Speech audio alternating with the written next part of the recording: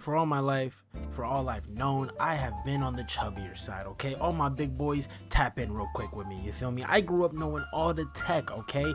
Pillow over the stomach on the couch, sizing up t-shirts, wearing mainly black to hide the tummy, you feel me? And of course, the infamous pulling my shirt down no matter what is happening method. I'm walking upstairs, I just sat down somewhere, freaking right now when I stand up, every single time the shirt is getting tucked down. But with that being said, I know how it feels to be insecure about these things, you feel me? When in reality, who cares? The size of your body really don't define you. But in pro wrestling, oh, that's all the community seems to care about for real. But what's going on, beautiful people? It's your boy, ProGraps, your favorite wrestling, poop, talking, steak figure here. And ladies and gentlemen, we is on the road to 6,000 subscribers, so sub up, like the vid, all that jazz. I just finished My Hero Academia recently. Phenomenal show. The final season, I will not spoil it, but man. Hi, my name's Adrian, and I like wrestling.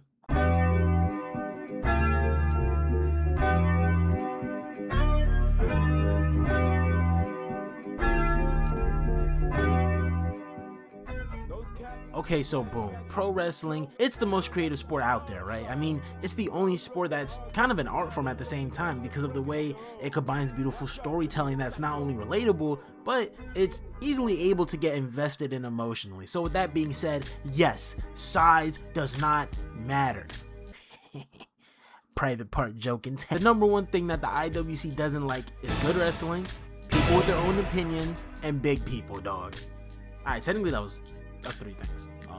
But they all equally don't like it. And I never understood it, right? If you're a fan of something, you know, of course, over time, you're going to gravitate towards the style in it, and you're going to form your own subconscious opinion of what makes something good and what makes something bad. But high key, I blame purely Vince McMahon for setting this precedent on people's minds that only big muscular men can be deemed a good look. Like, saying something should only be this way in pro wrestling is the least pro wrestling statement ever. But I get some of it, right? You know, wrestling, it's a sport that we know is scripted, but when we're watching it, we're suspending our disbeliefs, right? We're not thinking about the punches they may pull, and we're not thinking about how good and sexy Ring of Honor Samoa Joe is. That's a handsome devil. Wrestling is at its best with bigger people. I'ma be real, okay? Call me biased, call me the greatest to ever do it. I don't know. That's up to you, dog. Samoa Joe, absolute legend, man. Big boy phenomenon starter in the US. His size plays such a vital role for not only his intimidation factor, his intimidation factor, but it helps in every way possible. He's cutting promos, he looks intimidating. He's wrestling and he looks, you know, he's doing cool moves in and out of the ring. He's hitting suicide dives, he's doing a couple hurricanranas, and it's like, whoa, his big ass could do that? That shit is so awesome. The presentation is there. He's coming out with the towel over his neck, and the fact that this man has been in the industry since before I've been even alive, honestly, and he's been consistently great while staying a big guy throughout all of it.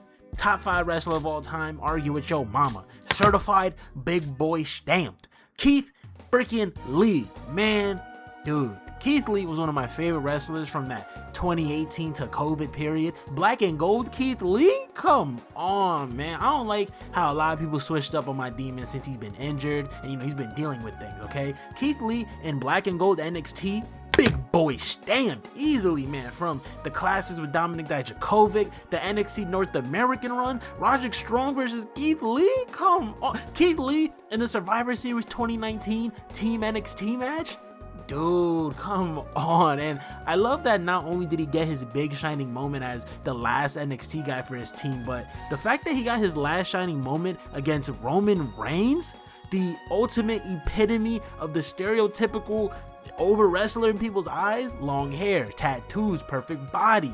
But my 340 demon was wildin' against the system. Come on, Big Bang Catastrophe, Spirit Bomb, Hurricanranas. He's doing the football yard pounce and sending people flying. Big boy stamped. Come on, man. Kevin Owens, Kevin Steen, Kevin whatever you want to call him. Kevin Owens is one of the most defining big boys in all of modern day wrestling. He not only put on for big boys doing cool shit, you know, because he's out here doing package pile drivers, pop-up power bombs, fireman neck breakers, swantons, frog splashes, just an all-around awesome moveset.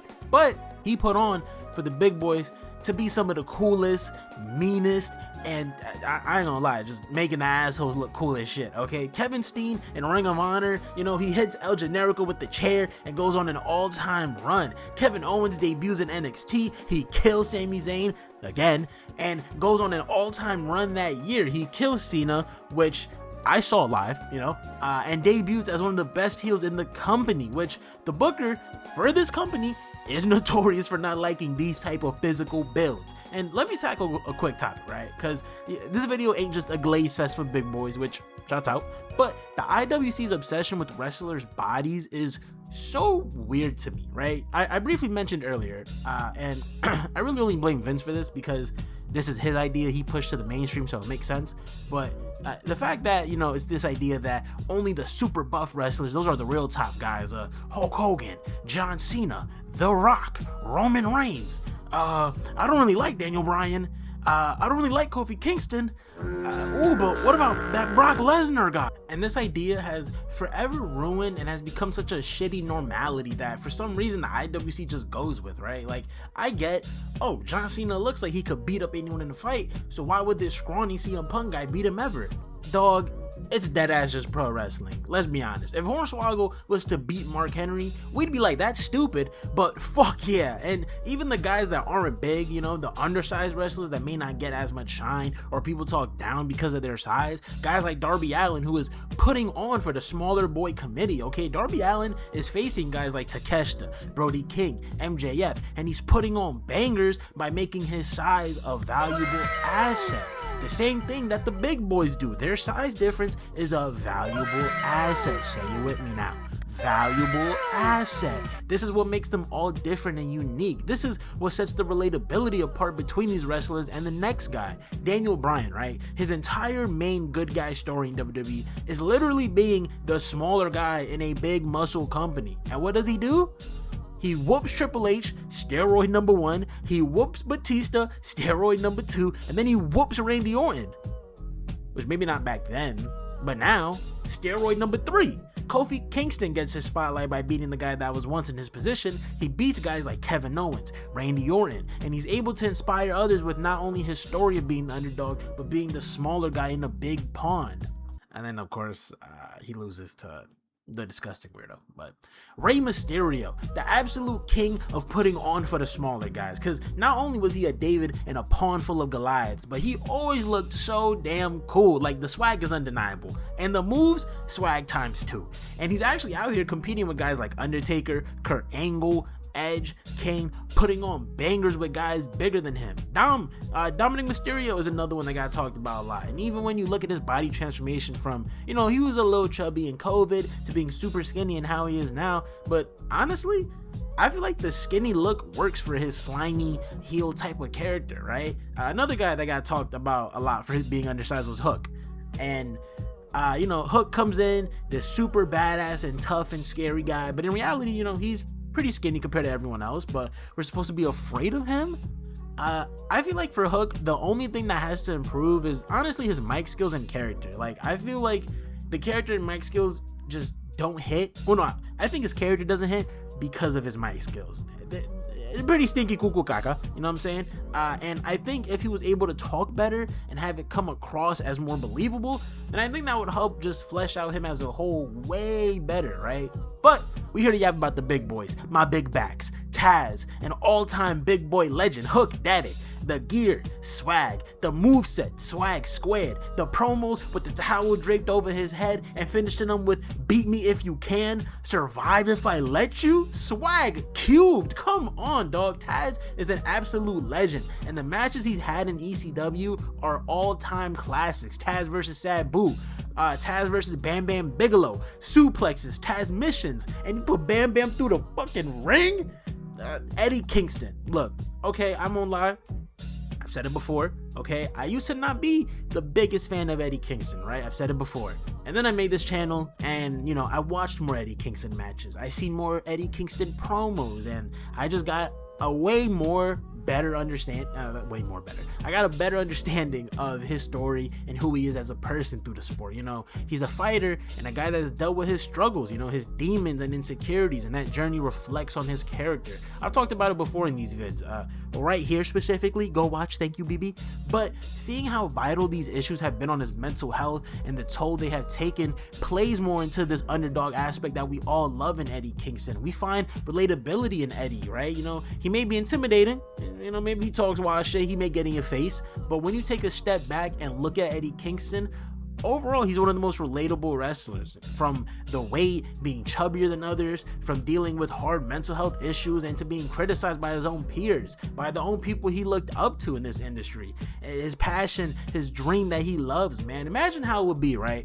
Boom, you're chasing your dreams, right? Whether you're a rapper, you a hooper, you a wrestler, whatever, right? You're chasing your dreams. And one of the people at the top that you may look up to tells you they see the potential in you, but you just cannot reach it. That you're a bum. You can't help but root for the guy, right? And that's one of the main reasons, me personally, I love Eddie Kingston. Sure, the New York bias is there, I imagine, but he's a warrior that keeps fighting, even against all the odds. And not to mention, Eddie Kingston was one of the main people to put me on to the King's Road style. I swear, we are not glazing the style again.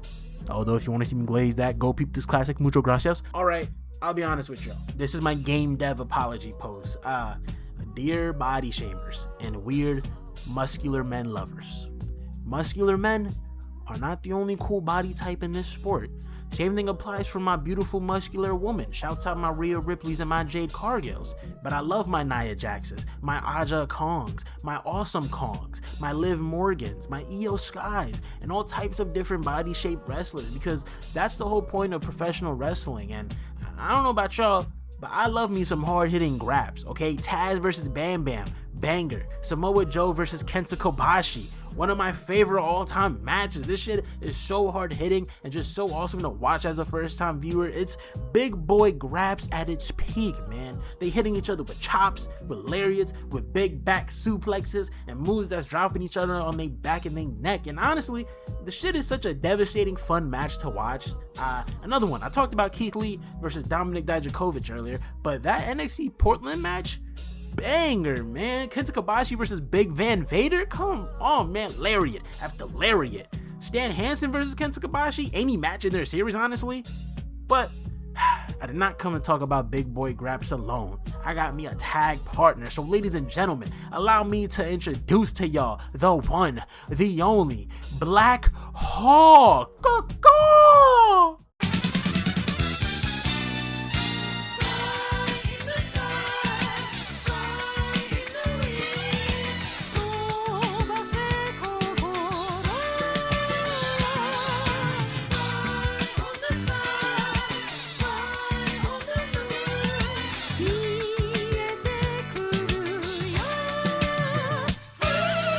What's up, PG Universe? PG hit me up, said he wanted to do a video on big boys and wrestling, and he came to the resident big boy lover. Pause, wait. I guess it's accurate. I do love a big boy, but something doesn't feel right here. I don't feel like I quite fit in. Give me 1 second. Okay. That's a little better, but this room is so stuffy. It's the start of the summer and PG's only got that tiny fan in here. If you know big boys, we tend to sweat. So let's go outside for some fresh air. This is much better. I grew up a bigger kid and played football, and wouldn't you have guessed it, I played offensive line. I have always had a special place in my heart for the big fellas. As a young lad, and still to this day, I love to see the big boys get the big W's. And I'm not talking about the guys who are considered slightly pudgy because their belly hangs over their trunks a bit. I'm talking about the big boys of pro wrestling. The Alphas and Seekas of the industry, if you will. I feel there's a common misconception that to be a successful wrestler, you have to be in shape, and that is not the case. There's many examples of totally shredded wrestlers who are just not good. Ryback. Someone who fell for this trap is Gunther. Back when he was known as Walter, he would terrorize the European indies as a big, hefty guy. He had aura and steez out the wazoo and moved like a middleweight, but dealt blows like a super heavyweight. He was a totally imposing figure that struck fear into his opponents. When he got the call up to the WWE main roster, he decided it was time to lose the weight and get in shape, and he lost some of that aura. Now, don't get me wrong, he's probably still the best wrestler on the WWE roster at this time, but it's still different. It's just not the same. You could go back and watch his match with Jordan Devlin from back when they both were in the European indie scene to now watching him wrestle JD McDonough, who is the same person if you did not know. And it's just different. It just isn't the same. It isn't as good. And I do understand a lot less is on the line when they're wrestling now, but something's just missing about Gunther. Wrestling was built off the backs of the big boys.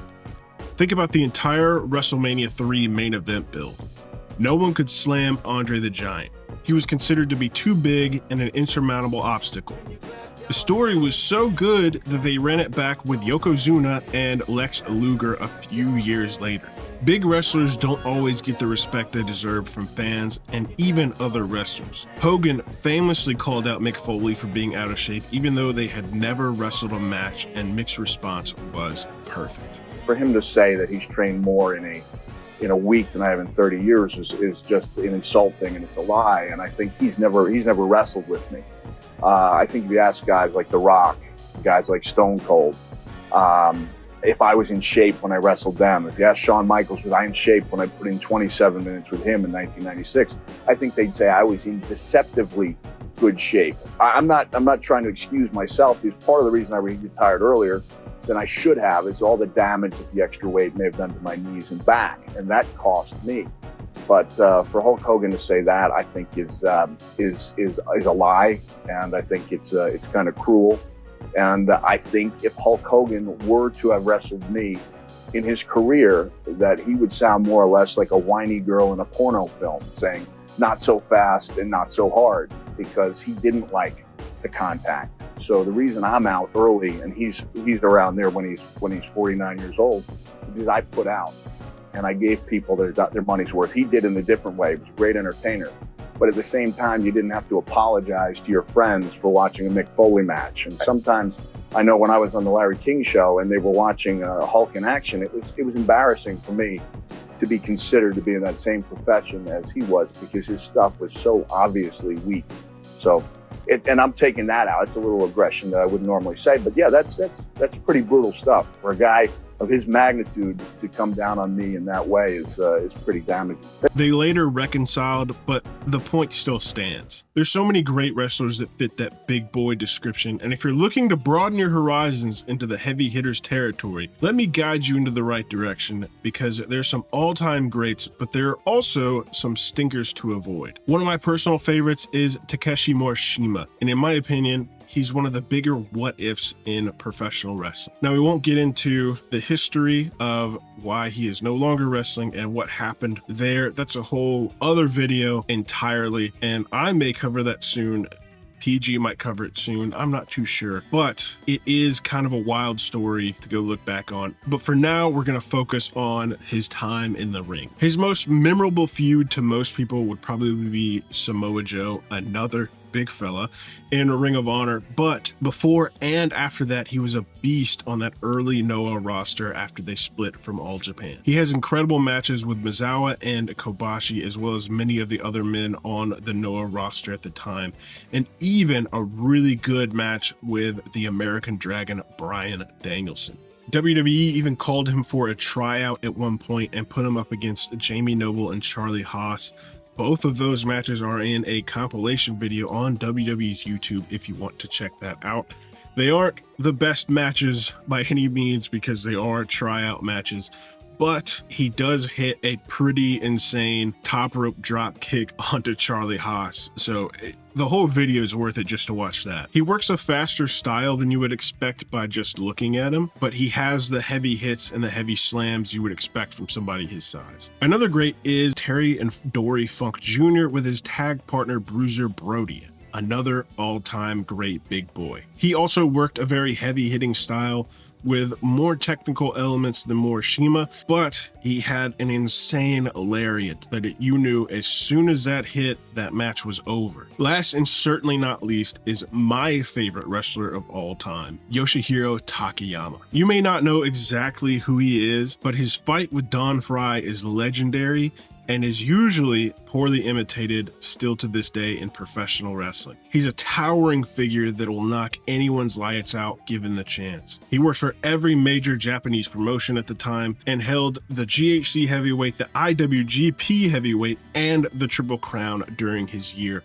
One of the very few wrestlers to hold all three of those belts. You can just go on YouTube and search his name and you'll be met with a library of fantastic matches of his with all of the greats of that era. But if you say, BLACKHAWK, I already know all of them and I've already seen all their matches on YouTube. What else should I watch? Well, I'll tell you. I have created a list for you to check out. So pause the video here if you are interested in more big fellas and more big fella matches. They are in heaviest to least heaviest order, so keep that in mind. But if you're looking for a big fella to watch wrestle, anybody on this list is going to grant you a great match. And I'm sure there's more out there that I haven't seen yet, so make sure to drop a comment on who you plan to check out or who your favorites are. I hope this has been helpful for you broadening your wrestling horizons and maybe finding a new favorite of yours within these categories. But for now, I'm going to pass it back to PG. I'm sure he's got a couple other things he wants to say. That guy never shuts up. Shout out my guy bhawk, man. Go sub to that goat. Link is down in the description below. What a goat. What a guy. What a beast. But with all that being said, PG, what's the moral lesson of this video? I don't know, but transition.